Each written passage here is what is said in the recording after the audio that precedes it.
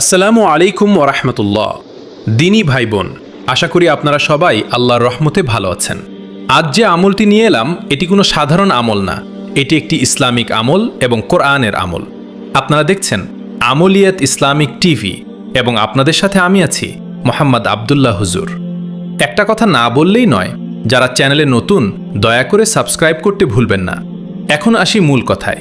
এই যে কারামত হাসিল করার আমলটি, এটি আমার আত্মীয় স্বজনের মধ্যে একজন এবং উত্তরবঙ্গের নামকরা আউলিয়া, ওনার নাম হলো পীরে কামেল মাওলানা মোহাম্মদ আব্দুল আওয়াল সাহেব। উনি ইন্তেকাল করেন 2016 সালে। তিনি ছিলেন ফুরফুরা দরবার শরীফের তৃতীয় খলিফা। এই আমল আমি উনার কাছ থেকে শিখেছি ছোট থাকতেই।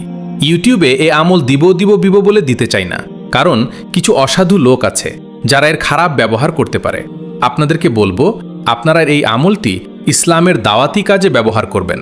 শর্ত, এই আমল করার জন্য গুরুজন বা বড় আলেম, পীর ও হুজুরদের কাছ থেকে অনুমতি নিতে হবে। অনুমতি ছাড়া করলে সফলতা পাবেন না। আর যারা এই আমলটি খারাপ কাজে ব্যবহার করবে, তাদের পরিণাম খুবই ভয়াবহ। তা দুনিয়ায় বেঁচে থাকা অবস্থায় সে দেখতে পারবে। এখন আসি আমলে। আমল সূরা ইখলাস। এই সূরা ইখলাস আপনাকে সহিশুদ্ধভাবে মুখস্থ করতে হবে।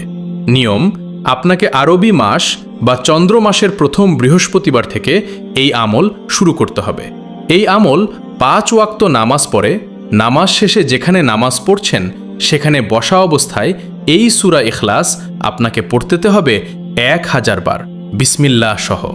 এভাবে 5 ওয়াক্ত নামাজের পরে 1000 বার করে মোট 5000 বার করে দিন।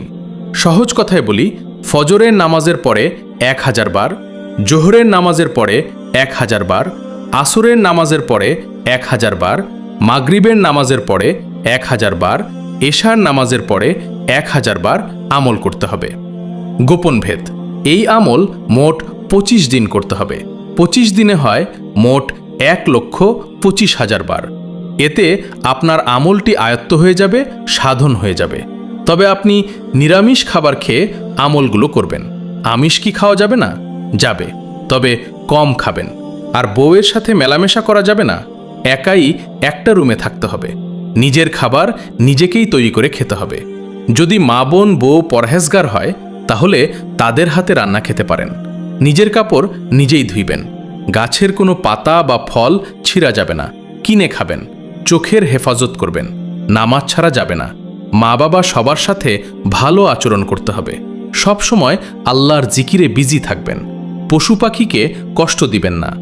দান বা জাকাত বেশি বেশি করে দেওয়ার চেষ্টা করবেন। সব সময় পবিত্র থাকার চেষ্টা করবেন। সুগন্ধি আতর ব্যবহার করবেন। যাবতীয় খারাপ কাজ থেকে নিজেকে হেফাজত করুন। ইনশাআল্লাহ সফল হবেন। আমল, এই সাধন করা শেষ হয়ে গেলে শুধু বিসমিল্লাহ সহ একবার সূরা ইখলাস পড়ে যা বলবেন, সাথে সাথে তাই হয়ে যাবে ইনশাআল্লাহ। অনুমতির জন্য কল করবেন না। চ্যানেলে নতুন হলে সাবস্ক্রাইব করুন। ভিডিওতে লাইক দিয়ে কমেন্টে আপনার নাম ও জেলার নাম লিখুন। আর ভিডিওটা ইসলামের জন্য বেশি বেশি করে শেয়ার করুন। তাহলেই মন থেকে ইজাজত অনুমতি পেয়ে যাবেন ইনশাআল্লাহ। ভালো থাকুন। আল্লাহ হাফেজ।